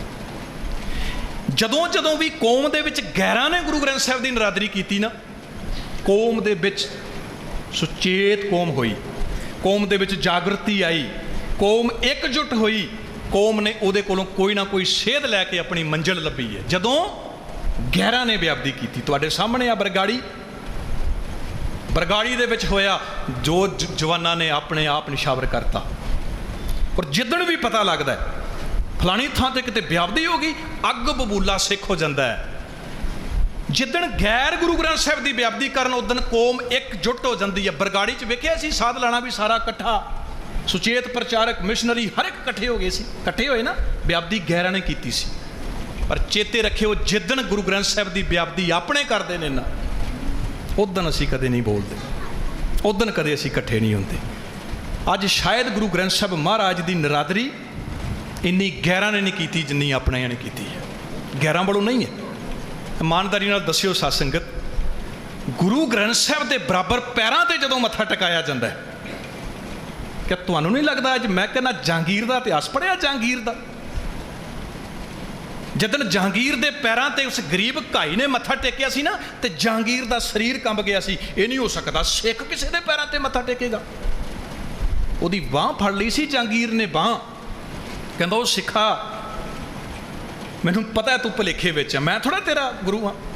ਮੈਨੂੰ ਪਤਾ ਸਿੱਖ ਆਪਣੇ ਗੁਰੂ ਤੋਂ ਇਲਾਵਾ ਮੱਥਾ ਟੇਕਦਾ ਹੀ ਨਹੀਂ, ਕਿਉਂਕਿ ਮੈਂ ਤੇਰਾ ਇਤਿਹਾਸ ਪੜ੍ਹਿਆ। ਆਗੈ ਆਵੈ ਜੋ ਸਿੱਖ ਪਾਵੈ, ਵਾਹਿਗੁਰੂ ਕੀ ਨਿਤ ਫਤਿਹ ਬੁਲਾਵੈ। ਤੇਰੇ ਸਿੱਖ ਦਾ ਤੇ ਉਹ ਗੁਰੂ ਦਾ ਹੁਕਮ ਹੈ ਵੀ ਫਤਿਹ ਬੁਲਾਉਣੀ, ਤੇ ਤੂੰ ਮੇਰੇ ਪੈਰਾਂ ਤੇ ਕਿੱਥੇ ਡਿੱਗਦਾ? ਬਦਕਿਸਮਤੀ ਸਾਧ ਸੰਗਤ, ਅੱਜ ਜਿੰਨੀ ਨਰਾਦਰੀ ਗੁਰੂ ਗ੍ਰੰਥ ਸਾਹਿਬ ਦੀ ਅਸੀਂ ਕਰ ਰਹੇ ਹਾਂ, ਇੰਨੀ ਸ਼ਾਇਦ ਗੈਰਾਂ ਨੇ ਨਹੀਂ ਕੀਤੀ। ਬਹੁਤ ਵੱਡਾ ਅਪਰਾਧ ਹੈ। ਇੱਥੇ ਗੁਰੂ ਅਰਜਨ ਸਾਹਿਬ ਮਹਾਰਾਜ ਆਪ ਭੁੰਜੇ ਨੇ, ਪਰ ਇੱਥੇ ਤਾਬਿਆਂ ਤੇ ਵੀ ਪੈਰਾਂ ਤੇ ਮੱਥੇ ਗੁਰੂ ਗ੍ਰੰਥ ਸਾਹਿਬ ਦੇ। ਔਰ ਇੱਥੇ ਬਾਣੀ ਦਾ ਸ਼ਬਦ ਹੈ, ਕਹਿੰਦੇ ਕੱਚੇ ਸੁਣਦੇ ਕੱਚੇ। ਜਿੱਥੇ ਟਿਕਾਉਣ ਵਾਲਾ ਗੁਨੇਗਾਰ, ਉੱਥੇ ਟੇਕਣ ਵਾਲੇ ਉਤੋਂ ਵੱਧ ਗੁਨਾਹਗਾਰ ਨੇ। ਇੱਥੇ ਹੀ ਬਸ ਨਹੀਂ, ਹੁਣ ਜਿੱਥੋਂ ਮੈਂ ਸ਼ੁਰੂ ਕੀਤੀ, ਬਾਬੇ ਨਾਨਕ ਨੇ ਕਿੱਥੋਂ ਸਫ਼ਰ ਸ਼ੁਰੂ ਕੀਤਾ ਸੀ? ਧਾਗੇ ਤੋਂ। ਹੁਣ ਧਾਗਾ ਤੁਹਾਡੇ ਬੱਚੇ ਦੇ ਗਲ 'ਚ ਕੋਈ ਡਾਕਟਰ ਪਾ ਰਿਹਾ? ਅੱਜ ਤੱਕ ਕਿਸੇ ਡਾਕਟਰ ਕੋਲ ਗਏ, ਉਹ ਬੱਚਾ ਠੀਕ ਨਹੀਂ ਹੋਇਆ, ਡਾਕਟਰ ਨੇ ਕਿਹਾ ਵੀ ਦਵਾਈ ਛੱਡ, ਤੈਨੂੰ ਧਾਗਾ ਪਾ ਦਿਆਂ ਕਾਲਾ? ਕਿਸੇ ਵਕੀਲ ਨੇ ਧਾਗਾ ਪਾਇਆ ਅੱਜ ਤੱਕ? ਉਹ ਕਿੰਨੀ ਡਿਗਰੀ, ਕਿਸੇ IAS ਆਫੀਸਰ ਨੇ ਕਿਸੇ ਨੂੰ ਧਾਗਾ ਪਾਇਆ? ਅੱਜ ਗੁਰੂ ਗ੍ਰੰਥ ਸਾਹਿਬ ਦੇ ਬਰਾਬਰ ਤੁਹਾਡੇ ਅੱਧ ਤੋਂ ਜ਼ਿਆਦਾ ਕੌਮ ਧਾਗਿਆਂ 'ਚ ਕਿੰਨਾ ਚਪੇੜੀ? ਤੁਹਾਡੇ ਆਪਣਿਆਂ ਨੇ। ਅੱਜ ਨਰਾਦਰੀ ਬਾਹਰਲੇ ਨਹੀਂ ਕਰ ਰਹੇ। ਇੱਧਰ ਬਾਣੀ 'ਚ ਜਦੋਂ ਪੜ੍ਹਦੇ ਹਾਂ, ਧਾਗਾ ਗੰਢੀ ਕਬੂ ਨਾ ਧਰ ਹੈ, ਬੁੱਤ ਪ੍ਰਸਤੀ ਕਬੂ ਨਾ ਕਰ ਹੈ, ਉਦਣ ਦੁਨੀਆ ਦੇ ਲੋਕੀ ਸੋਚਦੇ ਨੇ ਨਹੀਂ, ਸਿੱਖ ਪੜ੍ਹਦਾ ਕੁਛ ਹੋਰ ਹੈ, ਸਿੱਖ ਕਰਦਾ ਕੁਛ ਹੋਰ ਹੈ। ਇਸ ਦਾ ਸੱਚਮੁੱਚ ਗੁਰੂ ਗ੍ਰੰਥ ਸਿਧਾਂਤ ਦੀ ਨਰਾਦਰੀ ਹੈ ਸਤ ਸੰਗਤ। ਮੇਰੇ ਸਤਿਗੁਰੂ ਸੱਚੇ ਪਾਤਸ਼ਾਹ ਨੇ ਗੁਰੂ ਗ੍ਰੰਥ ਸਾਹਿਬ ਦੇ ਵਿੱਚ ਸਿਧਾਂਤ ਸੀ, ਪਰ ਤੁਹਾਡੇ ਸਾਹਮਣੇ ਅੱਜ ਧਾਗਾ ਵੀ ਗੁਰੂ ਗ੍ਰੰਥ ਸਾਹਿਬ ਦੇ ਬਰਾਬਰ ਕੋਈ ਬੇਗਾਨਾ ਨਹੀਂ, ਆਪਣਿਆਂ ਨੇ ਪਾਇਆ, ਨਰਾਦਰੀ ਆਪਣਿਆਂ ਨੇ। ਗੁਰੂ ਸਾਹਿਬ ਮਹਾਰਾਜ ਨੇ ਹਰ ਰੋਜ਼ ਅਸੀਂ ਬਾਣੀ 'ਚ ਪੜ੍ਹਦੇ ਹਾਂ, ਕਉ ਬੁਤਾਨ ਕੋ ਪੂਜਤ ਹੈ ਪਸ ਕਉ। ਮੈਂ ਗੁਰੂ ਗ੍ਰੰਥ ਸਾਹਿਬ ਦੀ ਵਿਸ਼ੇਸ਼ਤਾ ਦੱਸ ਰਿਹਾ ਵੀ ਉਹ 'ਚ ਕੀ ਹੈ ਤੇ ਸਾਡੇ ਕੋਲ ਕੀ ਹੈ। ਕਉ ਬੁਤਾਨ ਕੋ ਪੂਜਤ ਹੈ ਪਸ ਕਉ, ਮਰਤਾਨ ਕੋ ਪੂਜਤ ਤਾਇਓ, ਟੂਰ ਕਿਰਿਆਰ ਜੋ ਸਭ ਹੀ ਜਗ ਸ੍ਰੀ ਭਗਵਾਨ ਕੋ। ਹੁਣ ਕਿੱਥੇ ਲਿਖਿਆ? ਗੁਰੂ ਕਲਗੀਧਰ ਪਾਤਸ਼ਾਹ ਦੀ ਬਾਣੀ ਹੈ ਨਾ। ਹੁਣ ਇਹ ਹਰ ਰੋਜ਼ ਸਾਡੇ ਗੁਰੂ ਘਰਾਂ 'ਚ ਪੜ੍ਹੀ ਜਾਂਦੀ ਹੈ। ਬੁੱਤ ਪੂਜ ਰਹੀ ਹੈ ਦੁਨੀਆ, ਬੁੱਤ ਪੂਜ ਰਹੀ ਹੈ, ਬੁੱਤ ਪੂਜ ਰਹੀ। ਅਤੇ ਜਿਹੜੀਆਂ ਅੱਧ ਤੋਂ ਜ਼ਿਆਦਾ ਬੁੱਤ ਅਸੀਂ ਆਪਣੇ ਘਰਾਂ 'ਚ ਆਪ ਤਸਵੀਰਾਂ ਰੂਪੀ ਲੈ ਕੇ ਆਏ ਹਾਂ। ਇੱਥੇ ਬੰਦੇ ਵੀ ਤਾਂ ਬੁੱਤ ਹੀ ਨੇ, ਜਿਨ੍ਹਾਂ ਦੀ ਪੂਜਾ ਹੋ ਰਹੀ ਹੈ ਉਹ ਵੀ ਤਾਂ ਬੁੱਤ ਹੀ ਨੇ ਨਾ। ਜਿਹੜੀਆਂ ਘਰਾਂ ਦੇ ਵਿੱਚ ਤਸਵੀਰਾਂ A ਤੋਂ Z, ਔਰ ਕਿੰਨੇ ਹੈਰਾਨੀ ਦੀ ਗੱਲ ਹੈ ਵੀ ਗੁਰੂ ਗ੍ਰੰਥ, ਇਹ ਪਤਾ ਕਿੱਦਾਂ ਸਤ ਸੰਗਤ, ਮਾਫ਼ ਕਰਿਆ ਜੇ ਮੇਰੀ ਗੱਲ ਨੂੰ ਉਸ ਪਾਸੇ ਨਾ ਲੈ ਜਾਏ, ਕਿਉਂਕਿ ਅਸੀਂ ਅੱਧੇ ਘੰਟੇ ਪੌਣੇ ਘੰਟੇ ਦੀ ਕਥਾ ਹੋਵੇਗੀ ਨਾ, ਅਸੀਂ ਵੇਖਾਂਗੇ ਵੀ ਜ਼ਮਾਨ ਕਿੱਥੇ ਸਲਿੱਪ ਹੁੰਦੀ ਉੱਥੇ ਢਾਵਾਂਗੇ। ਤੁਸੀਂ ਵੇਖਿਓ, ਮੰਨ ਲਓ ਵੀ ਇੱਥੇ ਕਿਸੇ ਦਾ ਪਰਸ ਖੋ ਜੇ, ਕਿਸੇ ਦਾ ਪਰਸ ਗੁੰਮ ਹੋ ਜੇ। ਮੈਂ ਤੁਲਨਾ ਗੁਰੂ ਗ੍ਰੰਥ ਸਾਹਿਬ ਨਾਲ ਨਹੀਂ ਕਰ ਰਿਹਾ, ਮੈਂ ਐਗਜ਼ਾਮਪਲ ਦੇ ਰਿਹਾ। ਕਿਸੇ ਦਾ ਪਰਸ ਗੁੰਮ ਹੋ ਜੇ, ਕੀ ਕਰਨਗੇ? ਉਹਨਾਂ ਲਿਆ ਕੇ ਸਕੱਤਰ ਸਾਹਿਬ ਨੂੰ ਦੇ ਦੇਣਾ, ਅਤੇ ਸਕੱਤਰ ਇੱਕੋ ਹੀ ਗੱਲ ਕਹੇਗਾ, ਬਈ ਪਰਸ ਮਿਲਿਆ ਕਿਸੇ ਦਾ, ਜਿਹਦਾ ਹੈਗਾ ਉਹ ਆਪਣੀ ਪਹਿਚਾਣ ਦੱਸ ਕੇ ਲੈ ਜੇ। ਹੁਣ ਕੋਈ ਵਿੱਚੋਂ ਉੱਠ ਕੇ ਆਂਦਾ ਜੀ ਮੇਰਾ, ਉਹ ਪੁੱਛਦਾ ਵੀ ਇਹਦੀ ਪਹਿਚਾਣ ਦੱਸ ਕੇ ਹੋ ਜਾਏ, ਕਾਲਾ ਨੀਲਾ ਪੀਲਾ, ਉਹ ਕਹੇ ਜੀ ਮੈਨੂੰ ਨਹੀਂ ਪਤਾ। ਇਹਦੇ 'ਚ ਪੈਸੇ ਕਿੰਨੇ ਨੇ? ਮੈਨੂੰ ਨਹੀਂ ਪਤਾ। ਅੱਛਾ, ਇਹਦੇ 'ਚ ਕੋਈ ਕਾਟ ਵਗੈਰਾ ਹੈਗਾ? ਮੈਨੂੰ ਨਹੀਂ ਪਤਾ। ਉਹ ਕਹੇਗਾ ਵੀ ਹੱਦ ਹੈ, ਤੂੰ ਕਹਿੰਦਾ ਵੀ ਹੈ ਮੇਰਾ, ਇਹਦੇ ਵਿੱਚ ਹੈ ਕੀ ਉਹ ਤੈਨੂੰ ਪਤਾ ਹੀ ਨਹੀਂ। ਸੇਮ ਕੇ ਗੱਲ ਕਰੀਏ ਗੁਰੂ ਗ੍ਰੰਥ ਸਾਹਿਬ ਮਹਾਰਾਜ ਦੀ। ਹੁਣ ਸਾਰਿਆਂ ਦਾਅਵਾ ਜਤਾਇਆ ਗੁਰੂ ਗ੍ਰੰਥ ਸਾਹਿਬ ਕਿਹਦਾ? ਸਿੱਖਾਂ ਦਾ। ਕਿਹਦਾ? ਸਿੱਖਾਂ ਦਾ। ਅਤੇ ਜਦੋਂ ਕੋਈ ਸਾਨੂੰ ਪੁੱਛ ਲਵੇ ਬਈ ਯਾਰ ਗੱਲ ਸੁਣ, ਇਸ ਗੁਰੂ ਗ੍ਰੰਥ ਸਾਹਿਬ ਮਹਾਰਾਜ ਦੀ ਜਿਹੜੀ ਬਾਣੀ ਹੈ, ਕਿਸੇ ਐਂਗਲ ਨਾਲ ਵੀ ਸ਼ੁਰੂ ਕਰੀਏ, ਜੇ ਧਾਗੇ ਤੋਂ ਸ਼ੁਰੂ ਕਰੀਏ ਤੇ ਗੁਰੂ ਮਹਾਰਾਜ ਕਹਿੰਦੇ ਨੇ ਧਾਗਾ ਗੰਢੀ ਕਬੂ ਨਾ ਧਰ ਹੈ। ਇਹਦੇ 'ਚ ਲਿਖਿਆ ਤੁਸੀਂ ਫੇਰ ਪਾਈ ਜਾਂਦੇ ਹੋ, ਤੁਸੀਂ ਇਹਦੇ ਗੁਰੂ ਹੈਗੇ, ਤੁਸੀਂ ਇਹਦੇ ਸਿੱਖ ਹੈਗੇ। ਨਹੀਂ ਮਹਾਰਾਜ, ਅਸੀਂ ਪੜ੍ਹਿਆ ਨਹੀਂ ਅੱਜ ਤੱਕ ਇਹਨੂੰ, ਅਸੀਂ ਖਜ਼ਾਨਾ ਪੜ੍ਹਿਆ ਨਹੀਂ, ਮੱਥਾ ਬੜਾ ਟੇਕਿਆ ਇਹਨੂੰ, ਖੋਲ੍ਹ ਕੇ ਪੜ੍ਹਿਆ ਨਹੀਂ ਗੁਰੂ ਨੇ ਉਪਦੇਸ਼ ਕੀ ਦਿੱਤਾ ਹੈ ਸਾਨੂੰ। ਜਿੱਦਣ ਸਤ ਸੰਗਤ ਗੁਰੂ ਗ੍ਰੰਥ ਸਾਹਿਬ ਦੀ ਬਾਣੀ ਨੂੰ ਆਪ ਪੜ੍ਹਨਾ ਸ਼ੁਰੂ ਕਰਤਾ, ਔਰ ਮੇਰੀ ਬੇਨਤੀ ਹੈ ਜਿੱਦਣ ਆਪਾਂ ਪਾਠ ਕਰਦੇ ਹਾਂ ਨਾ, ਕਿਤੇ ਇਹ ਨਾ ਸੋਚਿਆ ਕਰੋ ਮੇਰੀ ਜ਼ੁਬਾਨ 'ਚੋਂ ਆਵਾਜ਼ ਨਿਕਲ ਰਹੀ ਹੈ। ਇਹ ਬਾਣੀ ਜਿਹੜੀ ਹੈ ਕਿਸੇ ਬੰਦੇ ਦੀ ਨਹੀਂ ਹੈ, ਅਤੇ ਗੁਰੂ ਸਾਹਿਬ ਕਹਿੰਦੇ ਜੈਸੀ ਮੈਂ ਆਵੈ ਖਸਮ ਕੀ ਬਾਣੀ। ਤੁਹਾਡੀ ਰਸਨਾ ਦੇ ਵਿੱਚ ਪ੍ਰਮਾਤਮਾ ਦੇ ਬੋਲ ਨੇ, ਇੱਕ ਤੇ ਰਸਨਾ ਦੇ ਵਿੱਚ ਪ੍ਰਮਾਤਮਾ ਦੇ ਬੋਲ ਸਾਡਿਆਂ ਘਰਾਂ 'ਚ। ਔਰ ਇਹਦਾ ਇਸੇ ਕਰਕੇ ਪੰਥ ਨੇ ਜਦੋਂ ਮਰਿਆਦਾ ਬਣਾਈ ਨਾ, ਉਹ 'ਚ ਕਲੀਅਰ ਲਿਖਤਾ ਵੀ ਹਰ ਇੱਕ ਸਿੱਖ ਦਾ ਸਹਿਜ ਪਾਠ ਸਾਰੀ ਉਮਰ ਜਾਰੀ ਰਹਿਣਾ ਚਾਹੀਦਾ, ਮਰਨ ਵੇਲੇ ਤੱਕ। ਭਾਵੇਂ ਹਰ ਰੋਜ਼ ਇੱਕ ਅੰਕ ਤੁਸੀਂ ਪਾਠ ਕਰੋ, ਐ ਵਿਚਾਰ ਕੇ ਅਰਥਾਂ ਸਹਿਤ ਅੱਧਾ ਅੰਕ ਕਰੋ। ਇਹ ਤਾਂ ਸਾਨੂੰ ਭੁਲੇਖੇ 'ਚ ਪਾਤਾ, ਜਦੋਂ ਬ੍ਰਾਹਮਣ ਨੇ ਪਾਇਆ ਹੋਇਆ ਸੀ ਨਾ ਵੀ ਵੇਦ ਕੋਈ ਨਹੀਂ ਪੜ੍ਹ ਸਕਦਾ, ਨਾ ਨਾ ਨਾ ਨਾ, ਉਹ ਬ੍ਰਾਹਮਣ ਹੀ ਪੜ੍ਹੇਗਾ। ਇਹ ਤਾਂ ਸਾਨੂੰ ਵੀ ਭੁਲੇਖੇ ਪਤਾ ਨਹੀਂ ਪਾਪ ਹੋ ਜਾਂਦਾ ਬਾਣੀ ਪੜ੍ਹਨੀ। ਜਿਹੜੀ ਬਾਣੀ ਪੜ੍ਹਨੀ ਪਾਪ ਨਹੀਂ ਹੈ ਸੱਸ। ਤੁਸੀਂ ਇੱਕ ਦਿਨ ਥੋੜ੍ਹੀ ਜਿਹੀ ਗਲਤ ਪੜ੍ਹੋਗੇ, ਫਿਰ ਅਰਦਾਸ ਕਰਦੇ ਹੋ ਸਤਿਗੁਰੂ ਭੁੱਲ ਗਲਤੀ ਮਾਫ਼ ਕਰਨਾ, ਮੈਨੂੰ ਸੁਧ ਬਖਸ਼। ਇੱਕ ਤੇ ਸਹਿਜ ਪਾਠ ਆਪਣੇ ਜੀਵਨ 'ਚ ਜਾਰੀ ਰੱਖੀਏ। ਆ ਜੇ ਗੁਰੂ ਦਾ ਅਸਲੀ ਪ੍ਰਕਾਸ਼ ਪੁਰਬ ਬਣਾਉਣਾ। ਜਿੱਦਣ ਸਹਿਜ ਪਾਠ ਤੁਹਾਡੇ ਜੀਵਨ ਦੇ ਵਿੱਚ ਆ ਗਿਆ, ਤੁਹਾਨੂੰ ਬਾਣੀ ਦੀ ਇੱਕ ਇੱਕ ਚੀਜ਼ ਦੀ ਸਮਝ ਆ ਜਾਏਗੀ, ਕਿਹੜੀ ਚੀਜ਼ ਮੇਰੇ ਵਾਸਤੇ ਚੰਗੀ, ਮੈਂ ਪਾਣਾ ਕੀ, ਮੈਂ ਖਾਣਾ ਕੀ, ਲਾਉਣਾ ਕੀ, ਮੈਂ ਪੂਜਾ ਕਰਨੀ ਹੈ ਜਾਂ ਮੈਂ ਪਰਮਾਤਮਾ ਦਾ ਉਪਾਸ਼ਕ ਹਾਂ, ਉਹਦੇ ਕੋਲ ਉਪਦੇਸ਼ ਲੈਣਾ। ਇੱਕ ਇੱਕ ਚੀਜ਼ ਸਾਡੇ ਜੀਵਨ 'ਚ ਆ ਜਾਏਗੀ, ਫਿਰ ਸਾਨੂੰ ਪਤਾ ਲੱਗ ਜਾਏਗਾ ਵੀ ਗੁਰੂ ਗ੍ਰੰਥ ਸਾਹਿਬ ਮਹਾਰਾਜ ਦੀ ਨਰਾਦਰੀ ਕਿਤੇ ਅਸੀਂ ਨਾ ਕਰ ਰਹੇ ਹੋਈਏ। ਗੁਰੂ ਕਿਰਪਾ ਕਰੇ, ਮੇਰਾ ਸਮਾਂ ਸਮਾਪਤ ਹੈ ਸਾਧ ਸੰਗਤ, ਪਰ ਇੱਕ ਬੇਨਤੀ ਜ਼ਰੂਰ ਕਰਾਂਗਾ ਕਿ ਜੀਵਨ ਦੇ ਵਿੱਚ ਸਹਿਜ ਪਾਠ ਜਿਹੜਾ ਅਸੀਂ ਰੱਬ ਕਰ ਦਈਏ ਹਰ ਰੋਜ਼। ਜਿੱਦਣ ਜਾਗੇ ਉਦਣ ਸਵੇਰਾ, ਜਿੱਦਣ ਸਾਨੂੰ ਸਮਝ ਆਈ ਉਦਣ ਹੀ, ਜਿੱਥੇ ਨਿਤਨੇਮ ਕਰਦੇ ਹਾਂ ਹਰ ਰੋਜ਼, ਉਸ ਤੋਂ ਬਾਅਦ ਸਹਿਜ ਪਾਠ ਘਰਾਂ ਦੇ ਵਿੱਚ ਸੈਂਚੀਆਂ ਰੂਪ ਦੇ ਵਿੱਚ ਬਾਕਮਾਲ ਸੇਵਾ ਕੌਮ ਦੇ ਵਿੱਚ ਕੀਤੀ ਜਾ ਰਹੀ ਹੈ, ਸੈਂਚੀਆਂ ਫਰੀ ਵੰਡੀਆਂ ਜਾ ਰਹੀਆਂ ਨੇ, ਤੁਸੀਂ ਉਹਨੂੰ ਸ਼ੁਰੂ ਕਰੋ, ਘਰਾਂ ਦੇ ਵਿੱਚ ਬੈਠ ਕੇ ਪਾਠ ਕਰੋ ਤਾਂ ਕਿ ਸਾਨੂੰ ਗੁਰਬਾਣੀ ਦੀ ਸਮਝ ਆ ਜਾਏ। ਔਰ ਜਿੱਥੇ ਵੀ ਕਿਤੇ ਗੁਰੂ ਗ੍ਰੰਥ ਸਾਹਿਬ ਮਹਾਰਾਜ ਦੀ ਨਰਾਦਰੀ ਹੁੰਦੀ ਹੈ, ਉਹ ਭਾਵੇਂ ਆਪਣੇ ਕਰਨ ਤੇ ਭਾਵੇਂ ਬੇਗਾਨੇ, ਜ਼ਰੂਰ ਹਾ ਦਾ ਨਾਰਾ ਮਾਰਿਆ ਕਰੋ, ਕਿਉਂਕਿ ਗੁਰੂ ਗ੍ਰੰਥ ਸਾਹਿਬ 'ਚ ਇੱਕ ਸ਼ਬਦ ਹੈ, ਬੋਲ ਸੋ ਧਰਮੀ ਅੜਿਆ ਮੌਨ ਕਤ ਧਾਰੀ ਰਾਮ। ਇਹ ਧਰਮੀ ਅੜਿਆ, ਤੂੰ ਧਰਮੀ ਆਦਮੀ ਹੈ, ਕਿਰਪਾਨ ਪਾਉਣ ਵਾਲਾ ਧਰਮੀ ਨਹੀਂ ਹੈ। ਤੂੰ ਧਰਮੀ ਉਦੋਂ ਹੈ ਜਿੱਦਣ ਤੇਰੇ ਸਾਹਮਣੇ ਕਿਤੇ ਗਲਤ ਹੋਵੇ ਤੂੰ ਬੋਲੇ, ਬੋਲ ਸੋ ਧਰਮੀ ਅੜਿਆ ਮੌਨ ਕਤ ਧਾਰੀ ਰਾਮ। ਤੂੰ ਨੇਤਰੀ ਪੇਖ ਚੱਲਿਆ ਮਾਇਆ ਵਿਵਹਾਰੀ ਰਾਮ। ਤੂੰ ਅੱਖਾਂ ਨਾਲ ਦੇਖਦਾ ਹੈ ਗਲਤ ਹੋ ਰਿਹਾ, ਪਰ ਤੂੰ ਬੋਲਦਾ ਨਹੀਂ। ਇਸ ਕਰਕੇ ਗੁਰੂ ਸਾਹਿਬ ਕਹਿੰਦੇ ਜਿੱਥੇ ਗਲਤ ਹੈ ਨਾ ਉੱਥੇ ਤੂੰ ਬੋਲ। ਗਰਜਾ ਸਿੰਘ ਤੇ ਬੋਤਾ ਸਿੰਘ ਕਿਤੇ ਕੋਈ ਵੱਡੀ ਫੌਜ ਲੈ ਕੇ ਗਏ ਸੀ, 2 ਬੰਦੇ ਸੀ 1740 'ਚ, ਪਰ ਮਨ ਦੇ ਵਿੱਚ ਸੀ ਵੀ ਗਲਤ ਹੋ ਰਿਹਾ, ਕਿਉਂਕਿ ਇੱਕ ਬਲੇਮ ਲਾਇਆ ਜਾ ਰਿਹਾ ਕਿ ਸਿੱਖ ਡਰਪੋਕ ਨੇ, ਡਰ ਜਾਂਦੇ ਨੇ। ਉਹਨਾਂ ਕਿਹਾ ਵੀ ਇਹ ਕਲੰਕ ਨਹੀਂ ਸਿੱਖਾਂ ਦੇ ਮੱਥੇ ਲੱਗਣ ਦਿਆਂਗੇ। ਦੋਨਾਂ ਨੇ 1740 ਦੇ ਵਿੱਚ ਖਾਲਸਾ ਰਾਜ ਚਲਾ ਦਿੱਤਾ, ਆਪਣਾ ਆਪ ਕਟਾ ਦਿਆਂਗੇ ਪਰ ਬਲੇਮ ਨਹੀਂ ਲੱਗਣ ਦਿਆਂਗੇ। ਇਸ ਕਰਕੇ ਗੁਰੂ ਗ੍ਰੰਥ ਸਾਹਿਬ ਮਹਾਰਾਜ ਦੀ ਨਰਾਦਰੀ ਨਾ ਅਸੀਂ ਹੋਣ ਦਈਏ। ਗੁਰੂ ਕਿਰਪਾ ਕਰੇ। ਗੁਰੂ ਰਾਮਦਾਸ ਲੰਗਰ ਸੇਵਾ ਚੈਰੀਟੇਬਲ ਟਰਸਟ, ਇਹਨਾਂ ਦਾ ਬਹੁਤ ਬਹੁਤ ਧੰਨਵਾਦ, ਜਿਨ੍ਹਾਂ ਨੇ ਉਪਰਾਲਾ ਕਰਕੇ ਸੁੰਦਰ ਗੁਰੂ ਸਾਹਿਬ ਦੇ ਇਸ ਪਾਵਨ ਪ੍ਰਕਾਸ਼ ਦਿਵਸ ਨੂੰ ਸਮਰਪਿਤ ਪ੍ਰੋਗਰਾਮ ਰੱਖਿਆ। ਸਾਨੂੰ ਵੀ 2 ਘੜੀਆਂ ਸਾਧ ਸੰਗਤ ਆਪਣੇ ਆਪ ਨੂੰ ਪਰਚੋਲਣ ਔਰ ਸਿੱਖ ਇਤਿਹਾਸ ਔਰ ਕਿੱਦਾਂ ਕਿਸ ਮਾਹੌਲ ਦੇ ਵਿੱਚ ਗੁਰੂ ਗ੍ਰੰਥ ਸਾਹਿਬ ਮਹਾਰਾਜ ਦੀਆਂ ਅੱਜ ਜਿਹੜੀਆਂ ਨਰਾਦਰੀਆਂ ਹੋ ਰਹੀਆਂ ਨੇ, ਮੈਂ ਆਪ ਜੀ ਦੇ ਸਾਹਮਣੇ ਸੰਖੇਪ ਜੇ ਰੱਖੀਆਂ ਨੇ, ਇਹ ਆਪ ਜੀ ਨਾਲ ਸਾਂਝਾ ਕਰਨ ਦਾ ਜਿਹੜਾ ਹੈ ਉਹ ਮੌਕਾ ਮਿਲਿਆ। ਸੋ ਵਿਚਾਰਾਂ ਕਰਦਿਆਂ ਬੇਅੰਤ ਪ੍ਰਕਾਰ ਦੀਆਂ ਭੁੱਲਾਂ ਗਲਤੀਆਂ ਮਿੰਟ ਮੈਂ 4-5 ਫਾਲਤੂ ਲੈ ਗਿਆ, ਦਿਓ ਸੀਸ। ਆਖੋ ਜੀ ਵਾਹਿਗੁਰੂ ਜੀ ਕਾ ਖਾਲਸਾ, ਵਾਹਿਗੁਰੂ ਜੀ ਕੀ ਵਾਹਿਗੁਰੂ ਜੀ ਕਾ ਖਾਲਸਾ, ਵਾਹਿਗੁਰੂ ਜੀ ਕੀ ਫਤਿਹ। ਹੁਣ ਸਾਡੇ ਪਾਸ ਪਹੁੰਚ ਚੁੱਕੇ ਹਨ ਹਜ਼ੂਰੀ ਰਾਗੀ ਸ਼੍ਰੀ ਦਰਬਾਰ ਸਾਹਿਬ ਤੋਂ ਭਾਈ ਸਾਹਿਬ ਭਾਈ ਸਤਿੰਦਰਵੀਰ ਸਿੰਘ ਜੀ, ਜੋ 1 ਘੰਟੇ ਲਈ ਸੰਗਤਾਂ ਨੂੰ ਕੀਰਤਨ ਰਾਹੀਂ ਨਿਹਾਲ ਕਰਨਗੇ। ਉਸ ਤੋਂ ਪਹਿਲਾਂ ਜਦ ਤੱਕ ਉਹ ਸਾਜ਼ ਸਵਾਰਦੇ, ਸਾਡੇ ਪਾਸ ਸਰਦਾਰ ਕਰਨ ਸਿੰਘ ਜੀ ਬਾਲੀ ਆਪਣੇ 2 ਮਿੰਟ ਸੰਗਤਾਂ ਦੇ ਦਰਸ਼ਨ ਕਰਨਗੇ। ਸਰਦਾਰ ਕਰਨ ਸਿੰਘ ਜੀ ਬਾਲੀ।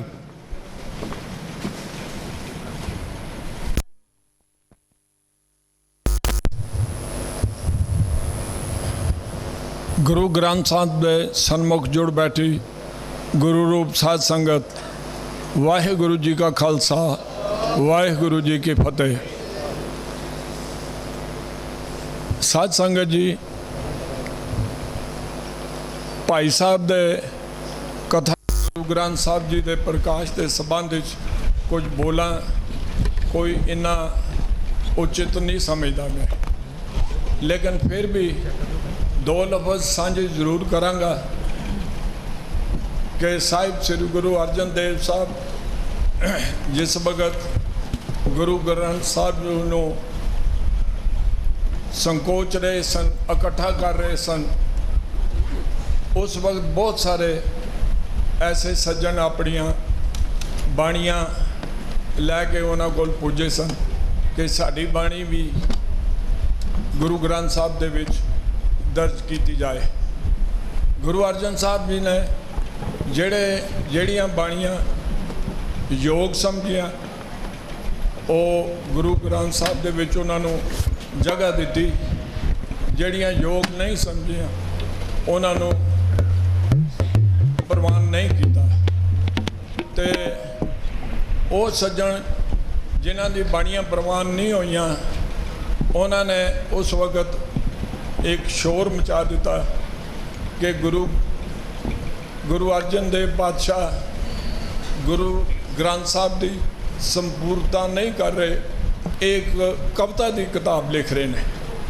ਤਾਂ ਗੁਰੂ ਅਰਜਨ ਸਾਹਿਬ ਜੀ ਨੂੰ ਉਸ ਵਕਤ ਇਹ ਸ਼ਬਦ ਕਹਿਣੇ ਪਏ,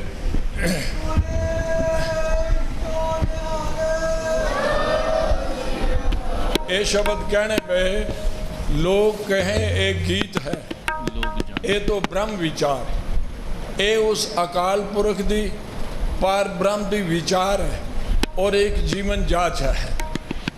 मैं काफ़ी कुछ बोलना चाहता सा, लेकिन समा घट होने दे करके मैं अपने लफज इत्थे ही संकोचता।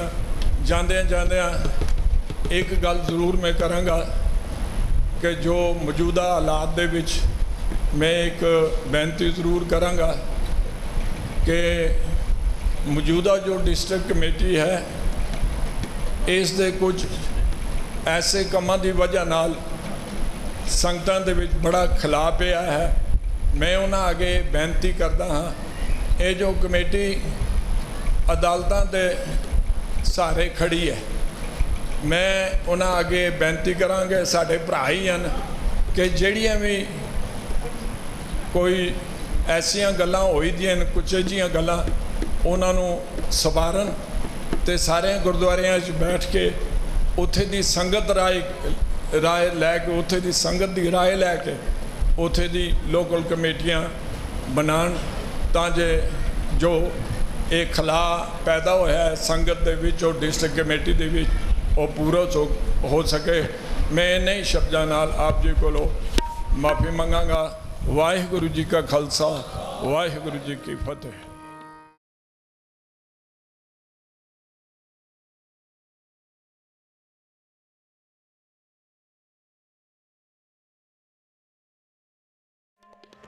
रंग